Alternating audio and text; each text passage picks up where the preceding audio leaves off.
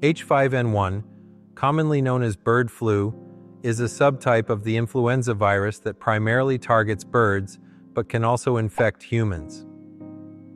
The transmission occurs when we come into direct contact with infected birds, their droppings, or contaminated environments. If contracted, symptoms can range from fever and cough to severe respiratory distress. Recently, there's been a troubling rise in H5N1 cases worldwide, prompting health authorities to take action. To protect ourselves, it's crucial to avoid contact with wild birds, ensure poultry is cooked thoroughly, and practice good hygiene.